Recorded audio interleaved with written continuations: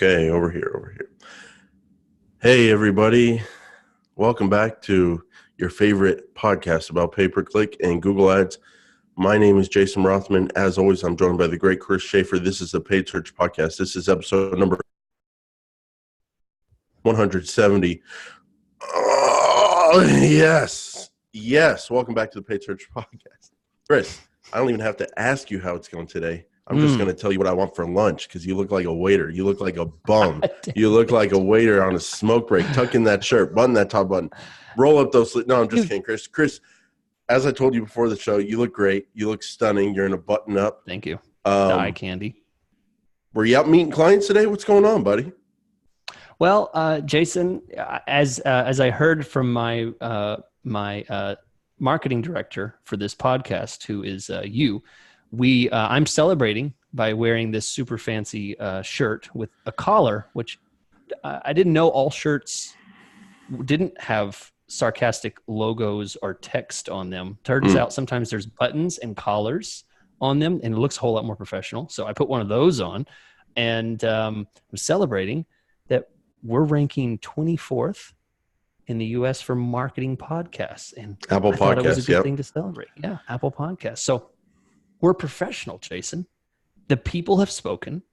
We are professional, so I'm dressing like it now. That's it. Well, it only took you 170 episodes, so I appreciate it. That's right. I appreciate that a lot, Chris. But yeah, we're moving up in the rankings. The reason we're moving up in the rankings is because you guys are leaving reviews and ratings on Apple Podcast, and we appreciate that. So it's working. Yeah. Well, let's get into this episode. And before we jump right into a fire episode this week. Jason has a lot to share. We're going to get real. You guys got to stick around because it's going to get real. But before we jump in, I want to tell you about our favorite PPC optimization tool, optio.com/PSP. That specific URL can get you access to a 6-week extended trial to a tool that can provide recommendations, alerts, giant flashing light to say, oops, you messed up. Something's wrong with this ad. Something's wrong with this site link. Something's wrong with this keyword. Something's wrong with this negative keyword. Things that you may just let hang. There's a lot to look at in Google Ads, and this tool is designed to help you make better decisions about big picture stuff and small picture stuff. Like one little keyword has a really high cost per conversion compared to everything else, and you've just been ignoring it. Stuff like this, you're interested in getting little tips like that right in your inbox. opteo.com/PSP, opteo.com/PSP, 6-week trial for free. Check it out. We like it. We know you're going to like it. Thanks, Chris. Yeah, I'm looking forward to today's episode. First, just some housekeeping, and then we're going to read the Apple podcast review of the week. But first, before the review, Chris, we have the archive. We're getting the first 100 episodes up there for sale, paidsearchpodcast.com/archive. Add them to your cart, buy them, listen to them.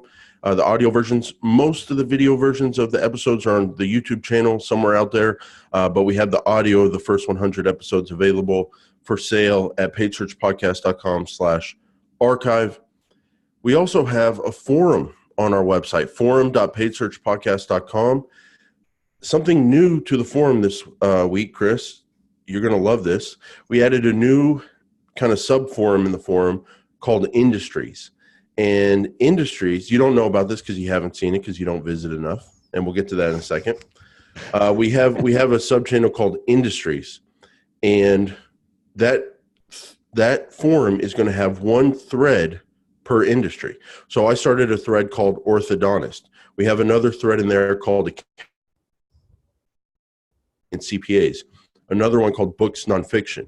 And each thread is going to just be a repository of questions and information that people have about each industry. So if you get on there and you have a question about orthodontist, you go to the orthodontist thread, you go, hey, I saw this search come through. Do you think that's a good search? And people will answer you.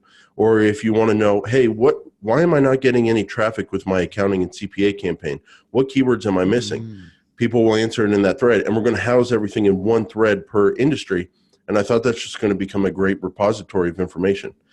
So do you like that idea, Chris? Yeah, I think that's great. That's some of the most popular episodes we do is, I just saw on YouTube, people were commenting on our old episode about car dealerships.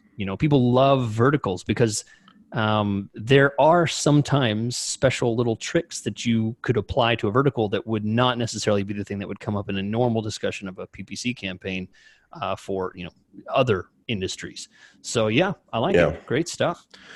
I also encourage everyone to check out the Louisville part of the forum. It's the off-topic discussion. 2 weeks ago, a forum member asked Chris how he winds down from his day of pay-per-click advertising, what video games he likes to play.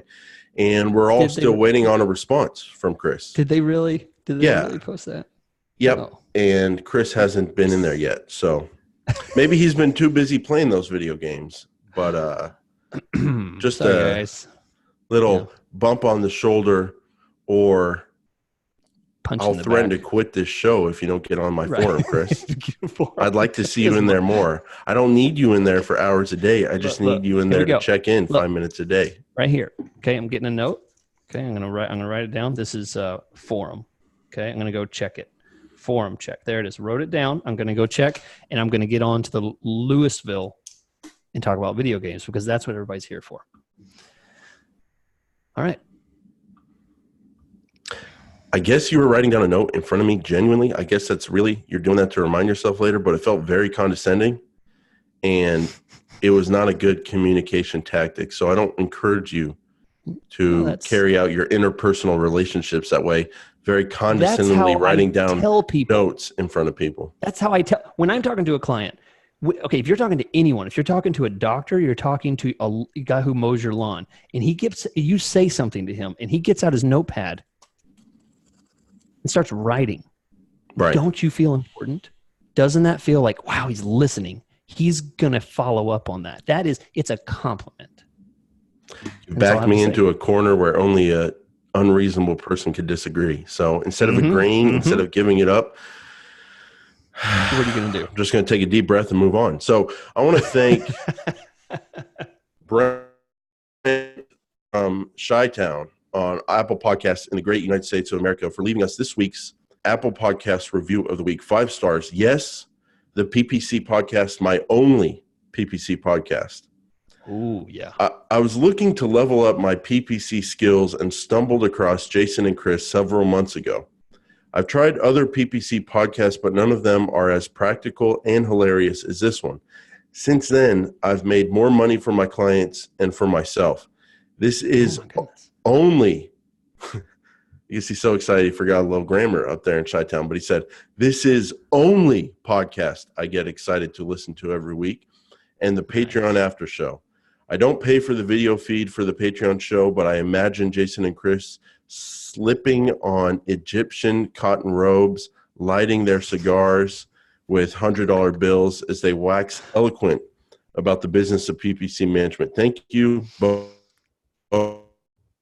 for enriching my life and the life of my clients. P.S. I don't even listen to podcasts with iTunes, but wanted to show you guys some love by leaving a review where you've asked me to for the last 50 episodes. PSS, hire Chris for Google Ads consulting. I call him at least once a month. He's like a personal PPC coach, well worth the investment. PSSS, I'm putting in a French drain in 2 weeks. PSSSS, keep up the good work. What? Well, Brent, find some more money, because apparently the French drain didn't get the job done. We now went back and dug a trench into the side of the estate, the 15,000 square foot house on the estate. Wow. And we dug the trench, and that is where the water flows now. So, Brent, thank you for the review. Wow. So I think that's called a moat for rich people. I think that's called a moat. You literally have a moat now. Wow. First world problems. So you like that review, Chris? That is very good. It's very specific. Yes, absolutely. And he's right about the consulting. It is a good investment. So last week at the end of the episode, Chris, I freaked out a little. I yelled. I threw a pen. 2 weeks ago, I freaked out a little bit at the end of the episode. But luckily, the YouTube stream messed up, or whatever, the video messed up during my screaming, and it wasn't caught on camera. But last week it was, and I went back, I watched it back, I don't like the person I saw in that video. Yeah. So It's upsetting. but I have excuses, and my excuses are I was under a lot of pressure, Chris. And David Bowie wrote the song Under Pressure, and he basically wrote it for me 40 years in advance. He knew it was coming because I Wow. had a rough couple weeks fixing something. We're going to talk about that on today's episode. I had a plan to talk about a very cool quality score thing you and I were discussing. It's in the And I works. didn't have time to plan out the episode because I was so busy fixing something. So I'll just briefly tell everyone what happened, and then we'll get into it. Big account, large account, very important account, very long time account, very successful account, managing it. It went south. It took me a full week to fix it, literally working early in the morning to very, very late at night. Goodness. And it shouldn't have taken that long. It's just I was under a lot of pressure. And so I came up with 6 things. 5 of them we're going to talk about on the show. The 6th, dumb people are going to make fun of me. And because of that, we're going to hide it over on Patreon. But we're going to talk about the 5 things today that I identified as the areas where you can what you need to do when a really good campaign just all of a sudden, a good account just starts going bad. I've identified 5 things. So next time I don't have to freak out and yell at my podcast partner and all that kind of stuff because I'm a lawyer. I just go down the list of 5 things next time. And instead of working like crazy for a week, it'll just be boom, boom, boom, one after a couple hours, 5 steps, and we'll fix it. So that's where I was, Chris, and I'll let you take it from there. Yeah. Okay. Well, Jason, I am certainly no stranger to campaigns going south. And I think this is often when people pay the most attention to a PPC campaign is when things are going south, right? You don't get the calls that say, hey, we had our best month last month, so I'm ready to hire a manager. You don't ever hear that introduction, it's usually, we've been going great for the past 2 years. Something happened. I let someone look at it. They made some adjustments and things are now really bad. Now I need you to fix it. That's usually the goal. So I think this is going to be critical for a lot of people because fixing issues and having a system in place and seeing an example of how someone else handled it, I think will be very valuable to people. So let's go through the steps. Steps, as you said, 6 steps, 5 that are before the paywall. So we'll start with number 1. Jason, what's the first thing that you want to do with this patient of yours, this campaign? How do you approach it first? What's the first thing that you want to conquer? Okay. So I guess first of all, we just need to throw out a caveat out there. There's a lot of people with problem accounts. This is not like, oh, we were running for a couple weeks and we're not getting any impressions today. What's wrong? So it's not like we're talking about approval issues. We're not talking about limited by budget or anything like that. So I just want to rule that out. So just rule out those issues. Obviously, that's the first stuff you check for. And this is not accounts. This is for accounts that have run great for a long, long time. And then all of a sudden, what happens is your lead count drops, conversions drop, and your CPA goes up. So my first step here is to just calm down and have a goal. Your goal, when something goes wrong, when a great account goes wrong, instead of getting it back to where it was great, we're not trying to do that with this emergency work, this stop the bleeding work. We're just trying to stabilize the patient.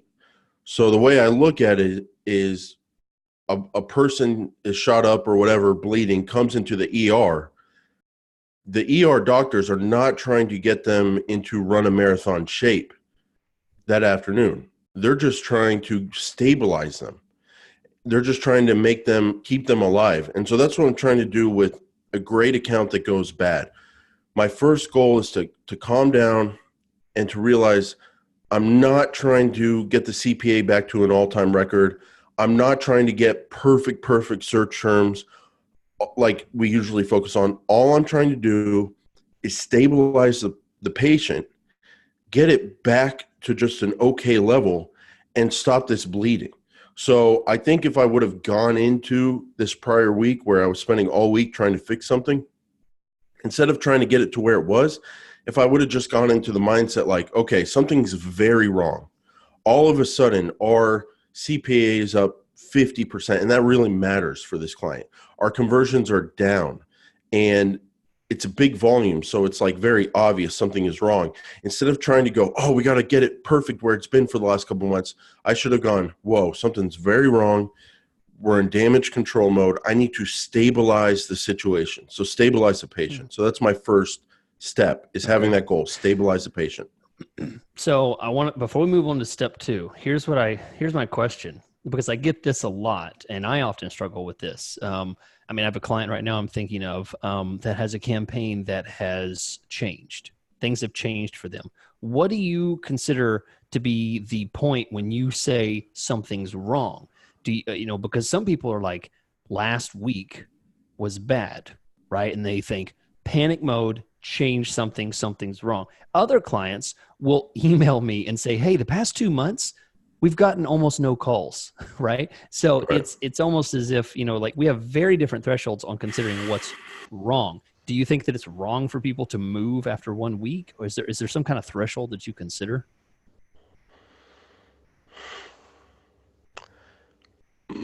Clients screaming down your throat. And Okay.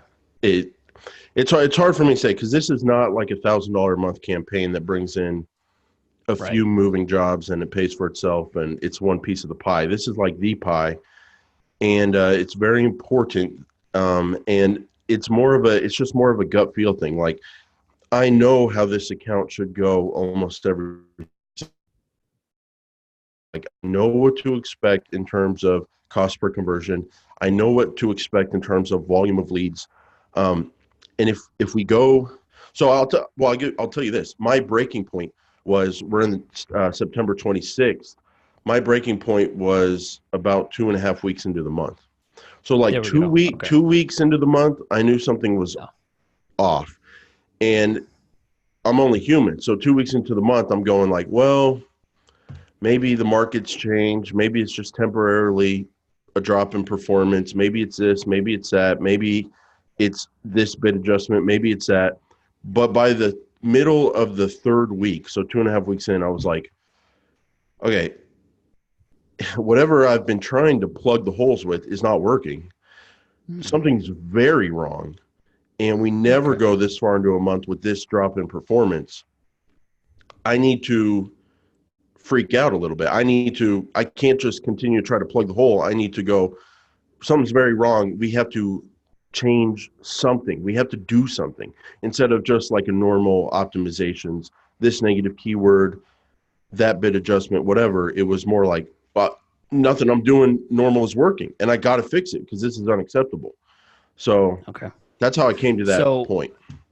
So when you, because this is the next question I say. So once you've determined, we've passed the threshold, we've passed the line, moving into step 2 is going to be what has triggered this concern? I mean, I assume for you, it was not just cost per click increased. It was, or it was not just the conversion rate changed, or it was not just, your position Mm. changed. It was a lot of things. So what combination of things really brought this to your attention? So step number 2 is the most important step in this list. Okay. Because step number 3, 4, and 5 are things that I found to be problems that are not obvious, that help me turn things around. But other Okay. people in other accounts and other campaigns they're running, they might find other problems that they think are, that they find out, fix things and turn things around. So, but a universal step is this step right now. So what changed? Step number 2 is identifying what changed. And where people go wrong is everything changed. Everything changes all the time.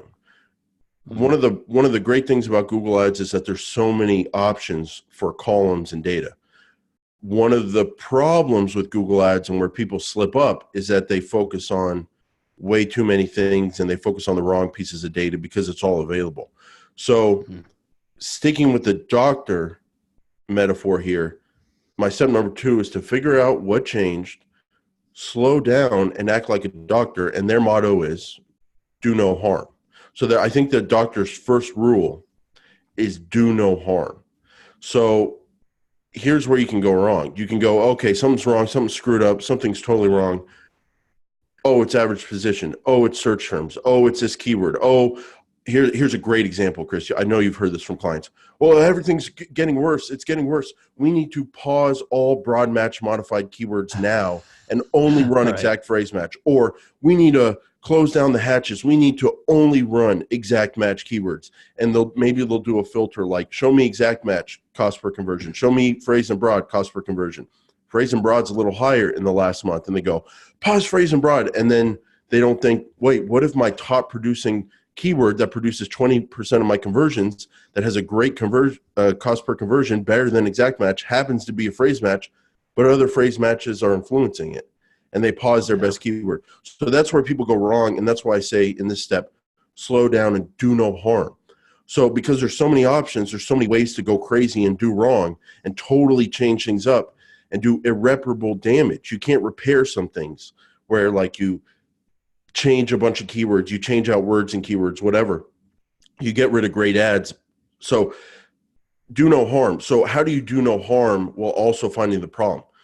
You focus on just 3 things, Chris.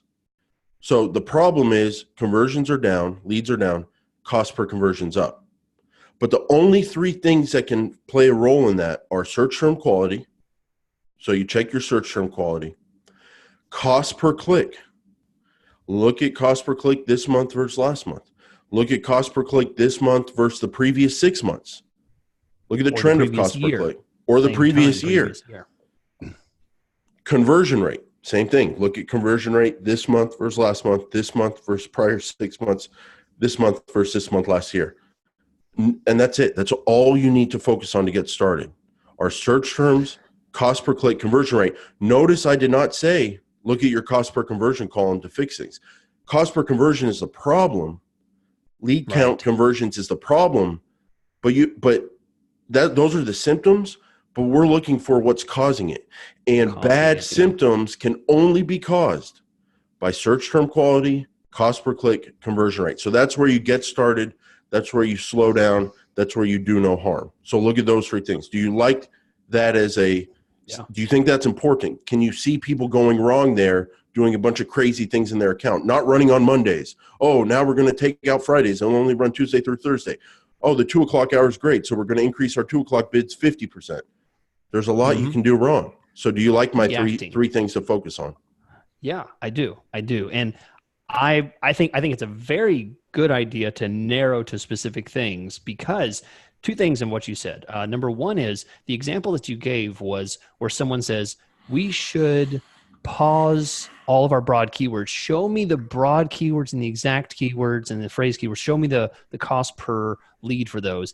You're essentially, you have a hypothesis in your head. You've already decided what the problem is. And then you're finding the data to back up your reasoning. And that's the wrong way to do it. If you approach it in the way that you've done it here, you're going to find the problem rather than assuming the problem first and then finding the data to back up your hypothesis. So I think that's a great point. And number 2, I want to just restate, and then I'll get to step number 3. I want to restate what you said about search term quality, number 1, cost per click, and conversion rate. I think 2 of those could be restated in a way that would make some people's mind suddenly click into place here. Search term quality is a phrase that we use a lot, but just to encompass 100 episodes, let's say it this way: consider the funnel of the keywords, right? Don't just look at the fact that one of them may say near me.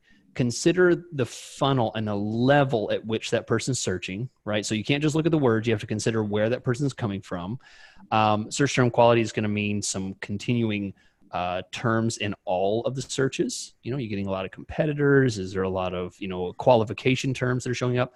And then number 2, cost per click. You say cost per click, but let's define it in a different way. Cost per click means bidding, right? Reconsider some of the ways that you're bidding. Perhaps there's some data to show that you need to reassess your bidding. And I think looking back a year ago, looking back 6 months ago, you might realize that you've pigeonholed your keywords and you kept bidding up and up and up on a lesser and lesser number of keywords till you've gotten to the point you've increased your CPCs by 50% and you have 75% less keywords, right? You've forgotten to broaden your horizons with some other keywords along with increasing the successes. And so eventually you end up being in this tiny little pigeonhole where you can't go anywhere. You've buried yourself into a corner.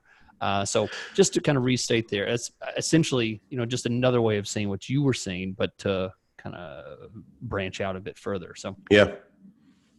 All right. Step 3, Jason, you've looked at these 3 points. Where is some of the first issues that you have? I assume we're going to go to keywords first. Yeah. So for me, and what this checklist is for, it's for great accounts, long-time accounts that have been awesome for a long time, that all of a sudden really tank. So what I found with this account, and what I'm going to check for on this checklist going forward when a really great account turns bad, are loose keywords. And the problem with this account is that we were doing great. And the mindset was to grow, always grow. We're getting a great cost per conversion, so let's get more conversions and let's make more money and grow. So how do you do that if you're targeting a market, if you're running all day long, if you're running all week long, if you're running on all your keywords? You've got to loosen things up. You got to find different ways people search for things. So what we ended up doing is we ended up adding a lot of what I call loose broad match modified keywords. So we were only, on these ones, we were only modifying 2 or sometimes just 1 word in the keyword phrase. And so sometimes we weren't even modifying the correct word. So like say, or not correct, the most relevant word. So say a keyword is like long distance movers. We might broad match modify the word distance. And that's the only word in the phrase. Or say we do moving companies in Dallas, Texas. We might broad match modify only the word Dallas, just to see what the rest of that broad keyword brings in. And there's 2 reasons these ones were sneaking up on me and really hurting the quality. Number 1 or 3. The first, there's 2 reasons. The first was a clue. The clue was from the client. Right around the time things went south, I started hearing a lot of feedback about the quality of leads that were coming in and how they've never seen quality this bad.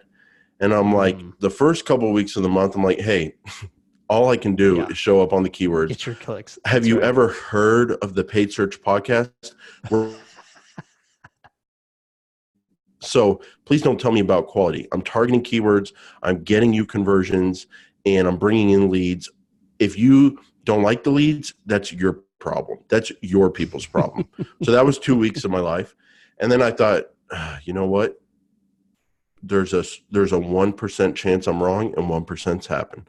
So no, I'm just kidding. But yes, the clue of them complaining about quality for the first time in a very long time, quality of leads, at the same time as things going south, told me I'm not seeing it at first glance, but something could be wrong with the quality. So the reason these broad match modified keywords are sneaky is because each one of them might get 1 or 2 clicks a month. But over hundreds of keywords, they add up over the course of the month. So every day when you're checking your search terms report, you're going down, and maybe at the very bottom, there's 1 click, 1 impression search term that wasn't the greatest, you add a negative. And then the next day, there's 1 at the bottom, you add a negative. Then there's 2, then there's 3, then they're back to 1. But they're at the very bottom, and it's only 1 click, and you're like, all right, 2 bad search terms out of 80 clicks that day, that's a pretty good ratio. We're okay. I'm just catching them, I'm adding them. But what you're not seeing, and then you check for problem keywords. You sort by cost over the last 60 days, and you look at your cost, and you're like, okay, are any keywords getting a ton of cost and no conversions, or a bad cost per conversion? And you're not catching it because 1 broad match modified loose keyword might have, say you're going for a cost per conversion of 20. It might have spent $15. and no conversions. And then the next one might have spent $3 and no conversions. The next one might have spent $22 and no conversions. And you're not catching it. Yeah, because it's spreading out the pain. Because it's diluting the amount of destruction that it's doing in the campaign, because it's spreading on out each across singular loose keyword. But because there's Right. hundreds of loose broad match modified keywords, you're not seeing it. So that's where the problem was. And so I figured that out. And what could be causing that? Well, it could have been happening the whole time, or I could have raised bids on them at some point and now raised their ad rank score, and now they're showing up more and showing up on more stuff. Or people talk about similar intent or same intent or whatever Google says, with like, okay, now when there's an exact match keyword, we're going to say it can also show up for this search. Or when there's a broad match modified keyword, we're going to say it can also show up for this search because it's similar meaning or whatever that term is. Chris, my point is, I don't even remember what that meaning is, similar intent, same meaning, whatever they call it, because here's the deal. I don't think about that when they come out with a press release saying they're changing it. I think about that constantly. I am under the assumption that that black box mystery machine algorithm, what causes an exact match to show, what causes a phrase match to show, what causes a broad match modified or broad match to show, I'm under the assumption that that changes all the time and I never know when it changes. So one theory I have is that broad match modified loose was working 3 months ago, 6 months ago, a year ago. But I have a theory at some point they changed, they tweaked something, and now I'm showing up on more crap. And I can't prove that. I don't know that, but I'm just going to be under the assumption that at all times, all things can change. And so I just made the decision. It could be that. It could be just there's so much a deluge of traffic going to these broad match modified loose keywords, and each one is just getting a little bit of it. I'll never really be able to know what the cost per conversion is from these keywords because it's going to take forever for each one to hit the threshold. So I'm just going to tighten up the loose broad match modified keywords. So what I did, and you got to use editor. I used editor and I filtered for active ad groups, active keywords, broad match is the match type, includes the word, say, mover with no plus sign, but does not include the word mover with a plus sign. And so what that showed me is all my broad match modified keywords that don't have the word mover modified. And then I found and replaced, and I replaced mover to mover with the modifier.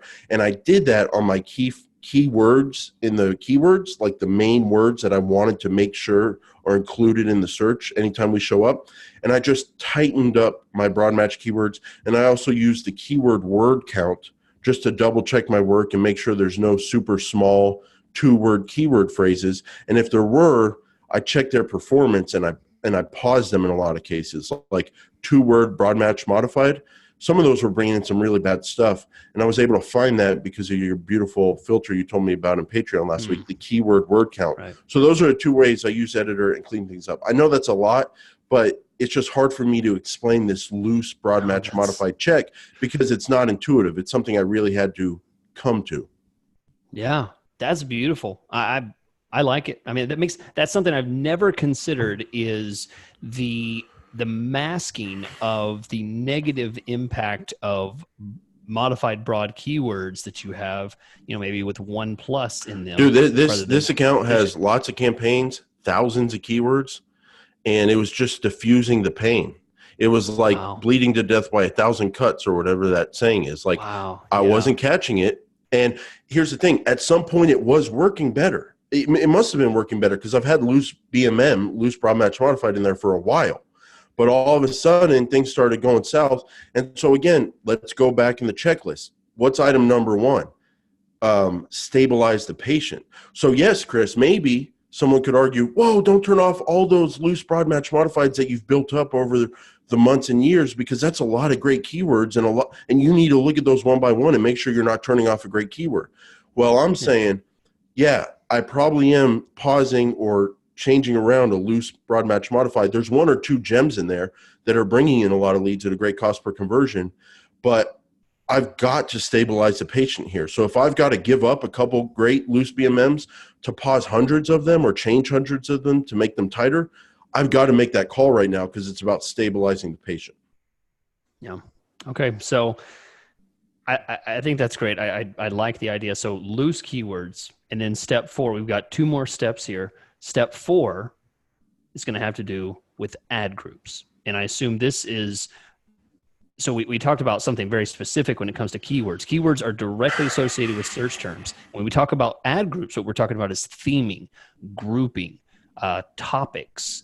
And tell me about isolating specific topics and adjusting bids for these ad groups for step 4. So there's 2 things I think about in life now, Chris, more now that I've been working with you for 3 years doing this podcast. Number 1, I constantly think about how frustrating it is to carry the load, to do more work than your so-called partner, and then to split the money.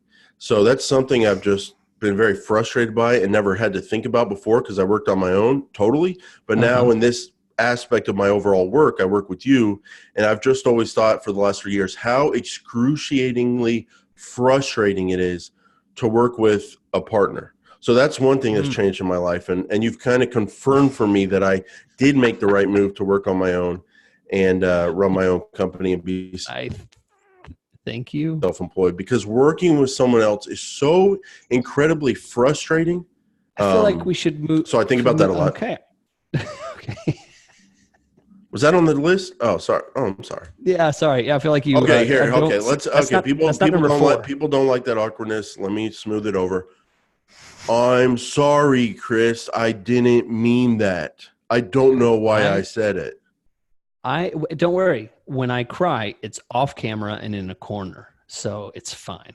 Okay, good. The second thing you made me think about a lot is ad groups.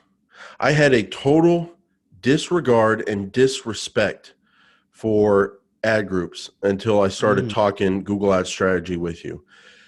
God forbid I'm going to admit this again because I haven't brought it up in 30 episodes. I am a former scagger. Scagger. Hi, my name is Jason, and I scag. No, I used to scag. That's right. I used to scag, and you changed my ways. And I'm telling you, Chris, I had a total disrespect for, ad groups, Hell's ads, and keywords. Great. That's all I thought about them. But the truth is, ad groups are crucial because what I had to do on this account that is targeting many different types of things, and so I needed to isolate the cost per conversion in different topics that we're targeting. So how do you do that with tons of campaigns and thousands of keywords? Yeah. You can't, because you can go, oh, I'm going to filter keywords by this word, and that means it's that topic. Well, I've got other topics that also include that word. Right. So it doesn't work doing it by keywords. Yeah. I have become there's always crossover. Yeah, there's always crossover, and it's too much to manage. And so here's the thing. Someone could put out a zip file, a Excel sheet, do a pivot table, find something really cool with their keyword data and go, I'm going to adjust bids by the keywords and manage the topics by the keywords. Well, good for you. But you know what's a more effective strategy? Managing things by ad groups. And there you go. I'm telling you, Chris, what I did is I isolated the topics we're targeting through different filters at the ad group level. And here's where manual bids come in. I had to stabilize things, dude. Okay? I had to stabilize things. So how are you going to do that if you don't use manual bids? Now, here's the thing. You can be doing automated all you want, but if things go south and you isolate at the ad group level for the different topics, and then you need to make the bids a certain thing for each of those topics. That's what I did. I said, here's a topic. This is what it's worth to the client. Here's a topic. This is what it's worth. This is what the current cost per conversion is. This is what it is now. It's not what it used to be. Things have gone south. This is what it is now. I don't like that I'm having to lower the bids, but you know what I did?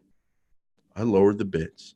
I lowered the bids at the ad group level, and I did it with manual bids, and that's how I stabilize things. So isolated the ad group level, manual bids.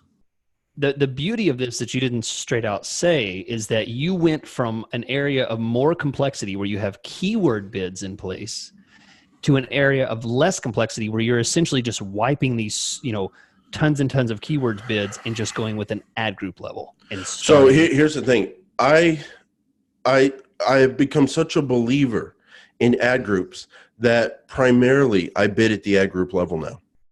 Yeah. Okay. There you go. Primarily. And I keep it that way. But over a large account, thousands of keywords, many months, many years, things happen. And you're like, oh, this is a great keyword. We got to get a little more of it. The client goes, hey, I want to show up on this keyword. And you're like, dude, that's not a good idea, but it only gets a few searches a month. So I'm just going to appease you. I'm going to jack up the bids on this one keyword. But then Google changes the meaning of same exact match, whatever.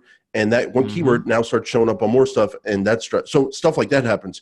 So what I did is I literally, Chris, put my mouse on the filter button for keywords, all keywords. I checked it. I hit edit. I hit change bid. I left it blank. I hit save. And it reset my keyword bids to the ad group level. And then I filtered my ad groups for the different topics and set them at conservative, lower bids by topic. And I've stabilized the situation. And here's the deal. I stressed out for a week, but now I have a checklist, and that's such an easy move. That's 10 minutes. Yeah. Okay. So, I mean, again, I said it and I'll just say it a little bit different.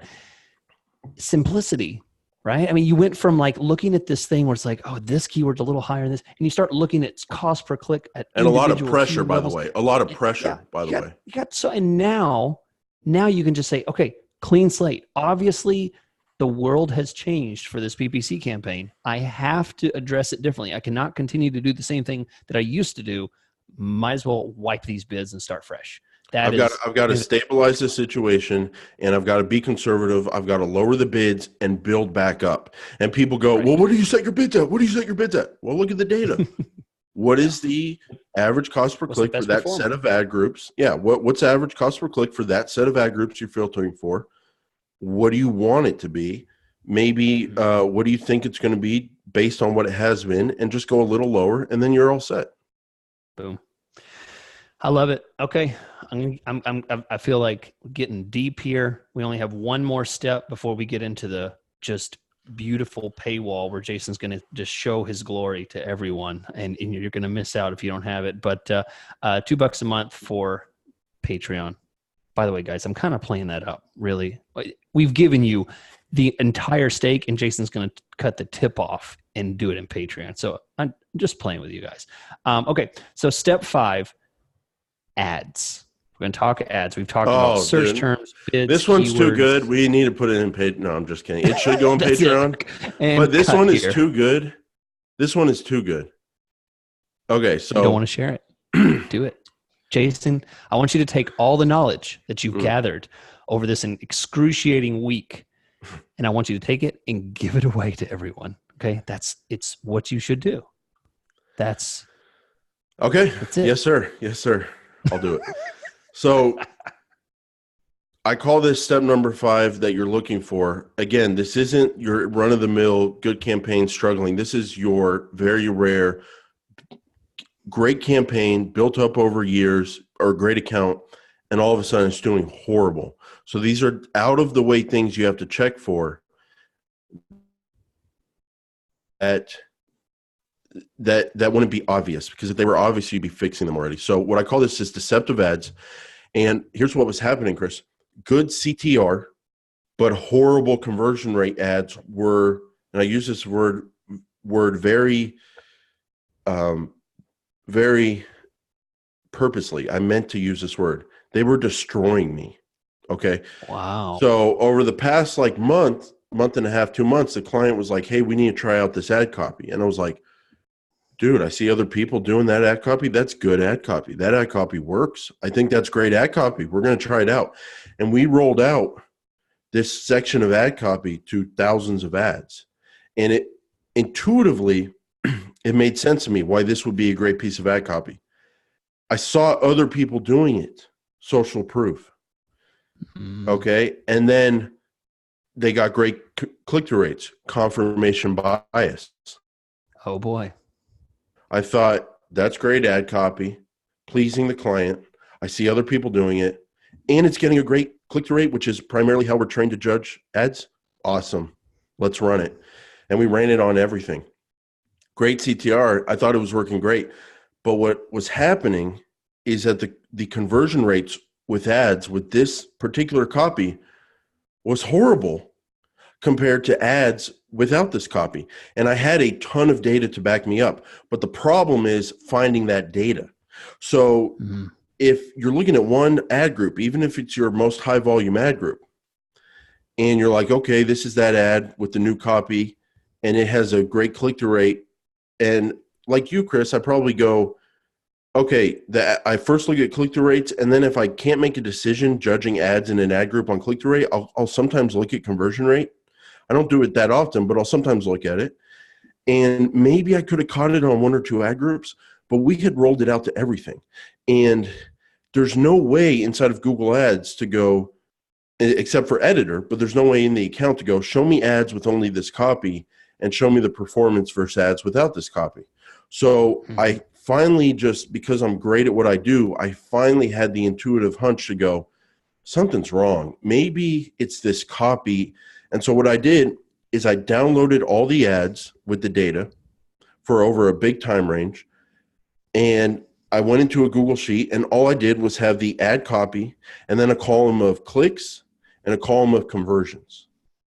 And I filtered the ads for without that copy. And I said, what are the ads without that copy clicks, and what are their conversions? And I divided conversions by clicks, and that's my conversion rate for ads without that copy. And then I changed the filter, and I said, show me ads with that copy. And then I added up the click column for ads with that copy and added up the conversion column and divided conversions by clicks. That's my conversion rate for that specific ad copy across all the ad groups, wherever we're running that ad. And it turns out I was right.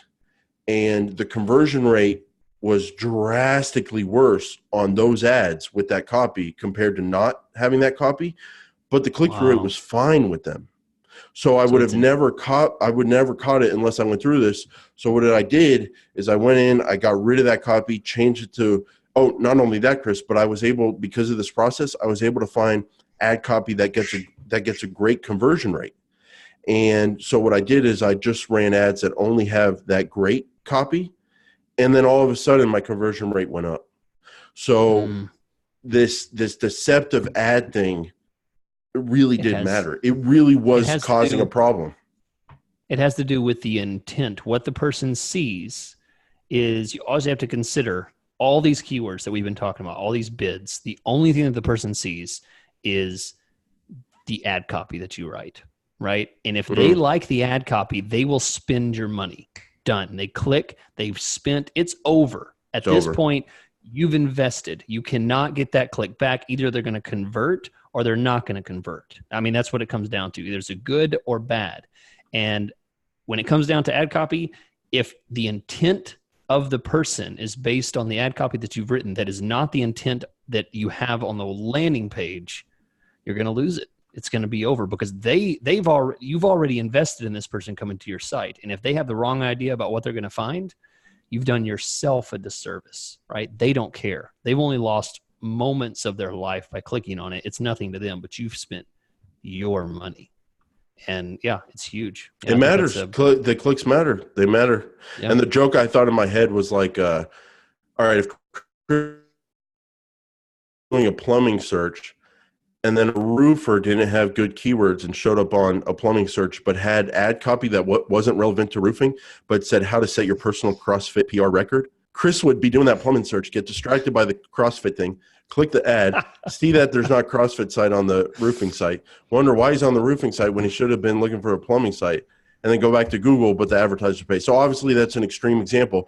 But what I was promising the search user with that ad copy, it really was not what we were delivering. It was giving them something that I couldn't. It was telling them something we had that it was just different. It was confusing them. They were not getting what they were expecting, and so they were clicking, but they weren't converting. And again, it's all about it's not. So maybe someone goes, well, what if it was just the ad copy and not the broad match modified keywords? Or what if it was the broad match modified keywords, but it was just the bids, but you don't have to mess with your ad copy? Well, and what if your ad copy was good? it's about stabilizing. It's about kind of hitting the reset button, and then you can go from there. So, Chris, if this happens to me again, and it will, I'm going to go to this episode. I'm going to go down my 5-item checklist. I'm going to take care of this over 1 hour.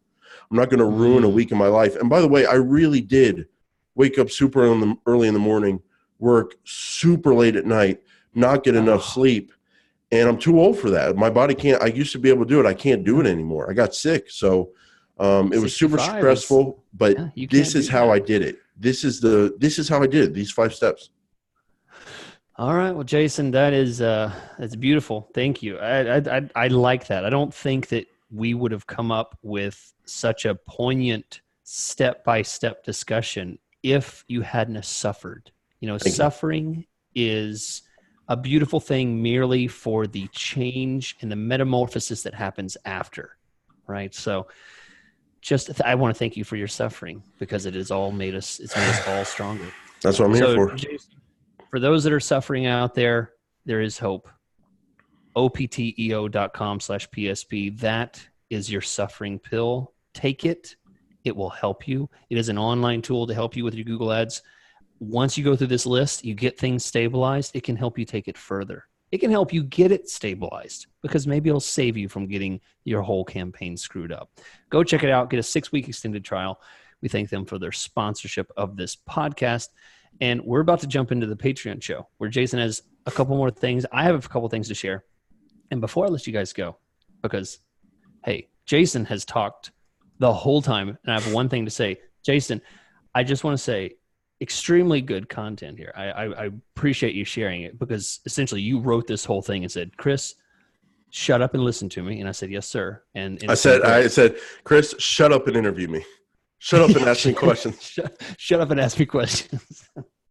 So one thing I want to say is one thing you got entirely wrong is you said CrossFit personal PR record. I just want to say PR stands for personal record. So redundancy in personal PR record is incredibly embarrassing. Please don't say that again. It's your PR. So your squat PR or your deadlift PR. So I am entirely embarrassed. I'm going to I'm gonna have to think about whether I want to continue with this show. We're gonna have to think if we can have you back at our gym. Okay, we're gonna think if we're gonna have you back at our open air garage where we lift the door and take pictures for Instagram, because we think we're so cool. Because we work half inside, half outside. It's like an indoor-outdoor thing. We got a great deal on the rent, because that's the thing about CrossFit. It's really innovative, because thanks for listening. We don't need a big box gym experience.